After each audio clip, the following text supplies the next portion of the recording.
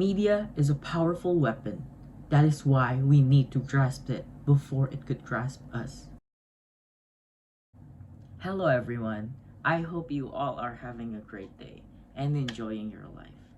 My name is Aurelio Rafa Shaharinto, your host for today's topic on who is the most influential media regulator. As always, before I begin, I would like to give a shout out to Mas Nyarwi and Mas Ngurah for enabling me to host this lovely discussion as a part of my midterm exam. Alright, so let's begin with a quick story, shall we?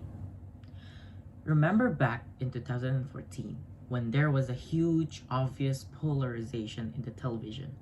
During that year, the presidential election was in progress between Jokowi's coalition and Prabowo's. At that time, media, especially private television companies, were playing a huge role in both of their campaigns. But one thing to note is that it is very recognizable that the media are very aligned with one of the candidates, as if they are not trying to hide it or make it subtle. The way the media reports or doesn't even report easily shows what they are trying to achieve. So BBC News Indonesia loosely defines these two coalitions as TV Jokowi and TV Prabowo, which were headed by two big television companies, Metro TV and TV One respectively. Both companies report their respective candidate more than their competitor, even in an extreme way, such as on TV One, which reports news about Prabowo more than a half than Jokowi. It is also not a secret anymore that there were attacks and framings that were utilized to weaponize television and shape the public's opinion. The funny thing about this case is that there were sort of media duel that was even reaching the point where both companies declared each of their candidates as the victorious one. It was claimed on the basis of quick counts, however, none of their statements can actually be considered credible as it was yet to be confirmed by KPU. In the end, there was even blatant misinformation happening, as if these two media companies are no longer providing an open and non-biased space for political discussion. Well, as we can know, both Metro TV and TV One are owned by the media oligarchs. Specifically, Metro TV is owned by Surya Paloh, which came from the Nasdem party, while TV One is a part of the Bakri Group, which is owned by Abu Rizal Bakri, a member of the Golkar party. According to a study, it is even found that there is a clear exploitation of the media to treat the personal interests of the owners. This shows that there is a clear domination in the weaponization of the media by the doing of the elites to benefit their own needs instead of prioritizing what the public wants. But how does this case look from the legal eye? There is actually the Broadcasting Bill number 32, 2002 that regulates the concentration of media ownership. Yet, the government seems to have a blind eye. Meanwhile, the media itself is distracting the public by preoccupying them with strong content such as pornography and violence.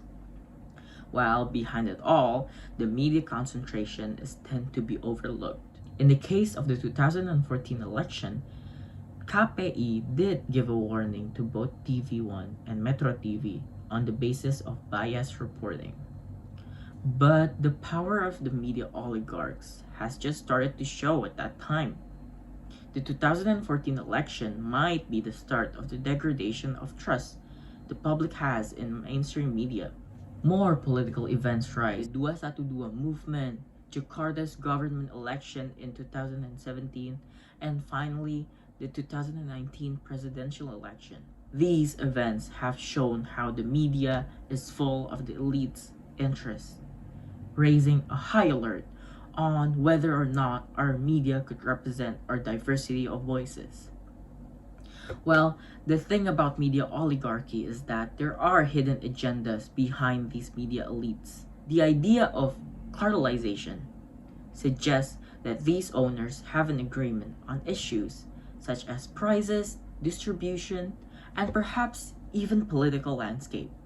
In a sense, these media elites are doing anything to gain maximum control over the political economy and the Indonesian democratic system. However, in reality, as seen in the 2014 case, these media elites are not always in tandem. Instead, it is even more dangerous that these media elites are simply forming new oligarchic alliances that will benefit themselves the most.